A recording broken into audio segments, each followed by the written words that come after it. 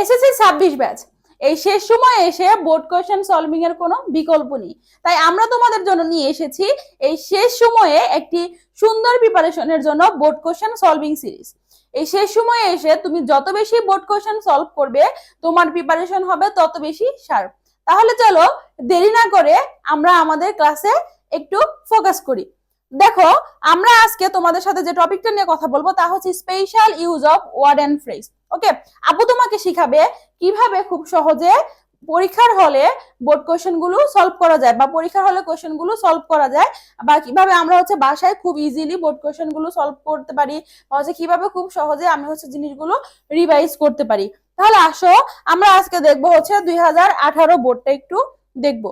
দেখো এখানে কি বলা আছে, এখানে আমাদের হচ্ছে 10টা ওয়ার্ড এন্ড ফ্রেজ দেওয়া রয়েছে, আমার এগুলোই এখানে ব্যবহার করতে হবে, এগুলোর কোনো চেঞ্জ আমার করতে হবে না, জাস্ট সরাসরি আমি বসাবো যেটা হচ্ছে কি কারেক্ট। আসো দেখো, সবার আগে বলা আছে we dash pay a visit to Cox's Bazar then Sundarban.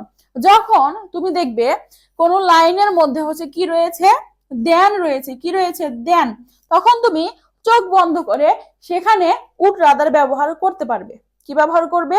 যখন কোনো সেন্টেন্সে দেন থাকবে তুমি সেখানে কি ব্যবহার করবে? উড রাদার ব্যবহার করবে।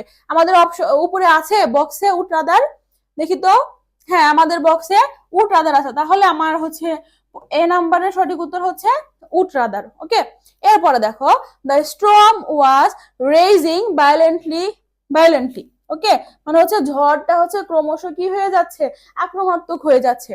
We got out dash it abated, মানে আমাদের হচ্ছে বের হয়ে যাওয়া উচিত যখনই এটি কি হবে, কমে যাবে। অ্যাবেটেড মানে হচ্ছে কমে যাওয়া। তাহলে দেখো যখনই কমবে তখনই আমরা বের হয়ে যাব, that's mean as soon as. এটা এখানে কি হবে? As soon as. দেখো এখানে অপশনে রয়েছে অ্যাজ সুন অ্যাজ, মানে হচ্ছে জিনিসটা বোঝাবে হচ্ছে তৎক্ষণাৎ। হ্যাঁ, এরপরে আসো Fardin is always boastful of his uncles, he talks dash they were the most powerful men in the country. সে এমন ভাবে কথা বলে যেন হচ্ছে তারা কি পৃথিবীর হচ্ছে সব থেকে পাওয়ারফুল লোকজন। এখন একটু খেয়াল করবে এটা আমাদের কোন জায়গায় গ্যাপটা আছে। দেখো তো একটা সেন্টেন্সের মাঝখানে গ্যাপ আছে, আর সেন্টেন্সের প্রথম অংশ আমাদের কি আছে বলতো, প্রেজেন্ট ইনডিফিনিটে আছে, এবং পরের অংশ আছে হচ্ছে আমাদের কি পাস্ট ইনডিফিনিটে রয়েছে। তাহলে আমরা একটা রুলস পড়েছিলাম as if as though. As if এর প্রথম অংশ হচ্ছে কি পাস্ট ইনডিফিনিট, পরের অংশ হচ্ছে কি পাস্ট ইনডিফিনিট। প্রথমটা হচ্ছে present indefinite, as if, past indefinite. এছাড়াও যদি অ্যাজ ইফ এর প্রথম অংশ পাস্ট ইনডিফিনিট থাকে পরের অংশ কি হয়ে যাবে, পাস্ট পারফেক্ট হয়ে যাবে। তাহলে এখানে প্রথম অংশ কি আছে, প্রেজেন্ট ইনডিফিনিট, পরের অংশ রয়েছে পাস্ট ইনডিফিনিট। তাহলে মাঝখানে কি বসবে, অ্যাজ ইফ অথবা অ্যাজ দো। দেখো আমাদের প্রথমে দেওয়া আছে, তাহলে এটা হচ্ছে আমাদের সি নাম্বার। ওকে, অনেক সহজ কিন্তু। এরপর আমরা দেখব my college is far away from our house. আমার কলেজ আমার বাসা থেকে একটু দূরেই। I dash walk a long way to go to my college. আমি কি করি, আমি আমার বাসা থেকে আমার কলেজে হচ্ছে কি করি, হেঁটে যাই। তাহলে এখানে আমি ব্যবহার করতে পারি, দেখো তো, মানে হচ্ছে আমি যাই অর্থে এখানে হ্যাভ টু রয়েছে। দেখো আমরা এখানে ব্যবহার করব হচ্ছে কি have to. I have to মানে হচ্ছে আমি আমার কলেজে কি করি, হেঁটেই যাই।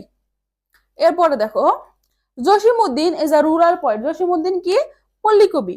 He dash in 1903 in village name Tambulkhana in Faridpur.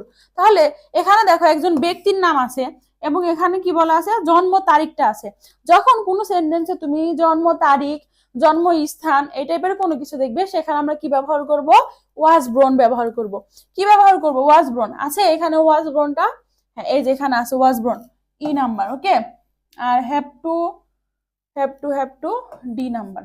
ওকে, এরপরে দেখি dash is very hot today. আমার আর কোনো কিছু লাগবে না, আমার এখানে সেন্টেন্সটা শেষ হয়ে গেছে।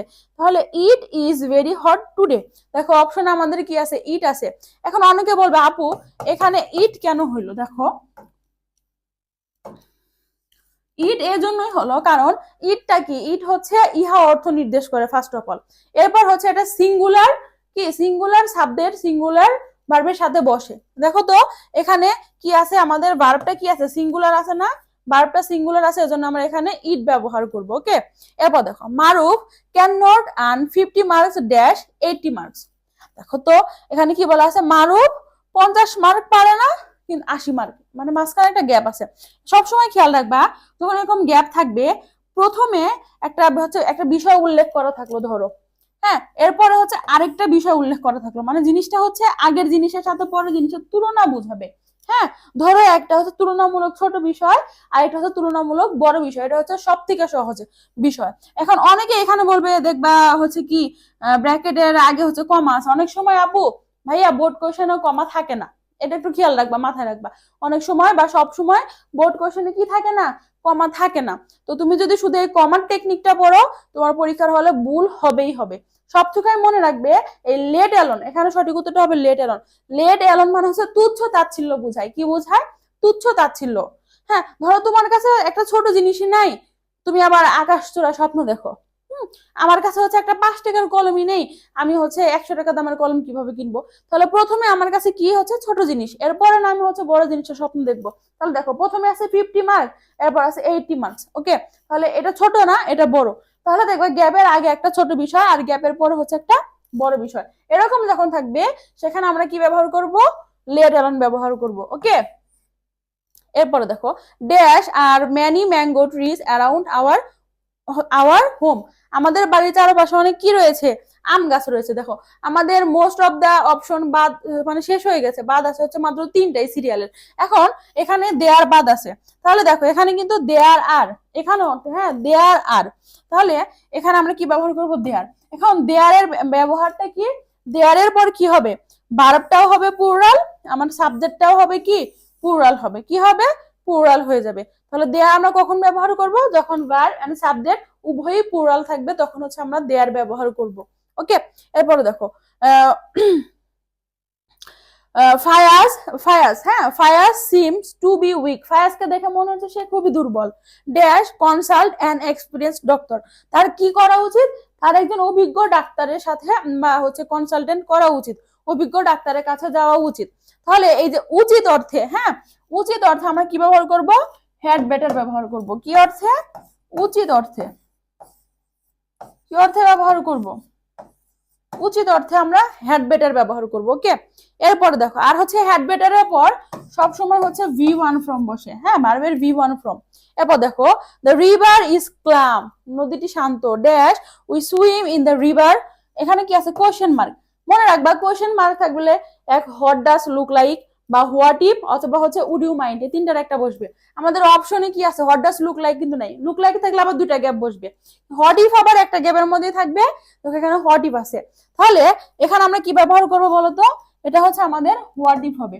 মনে রাখবা হোয়াট ইফ এর পরে সবসময় অ্যাসার্টিভ সেন্টেন্স বসে। কি বসে? Assertive sentence. দেখো তো এটা অ্যাসার্টিভ সেন্টেন্স না? We swim in the river, আমরা নদীতে সাঁতারে হচ্ছে কাটবো, হ্যাঁ, এই টাইপের একটা অর্থ। তাহলে দেখো অ্যাসার্টিভ, তাহলে হোয়াট ইফ এর পরে কি বসবে? অ্যাসার্টিভ সেন্টেন্স প্লাস একটা কোশ্চেন মার্ক। হ্যাঁ, অ্যাসার্টিভ সেন্টেন্স প্লাস হচ্ছে একটা কোশ্চেন মার্ক বসবে। আর যদি উড ইউ মাইন্ড থাকতো তাহলে ভার্বের সাথে আইএনজি থাকতো আর হচ্ছে কোশ্চেন মার্ক থাকতো। হ্যাঁ, আশা করি আমি খুব সহজেই তোমাদেরকে বোর্ড কোশ্চেনটা সলভ করে দিতে পেরেছি। তোমাদের সবার সাথে দেখা হবে 2018 সালের পরবর্তী বোর্ড সলভিং ক্লাসে। ধন্যবাদ সবাইকে।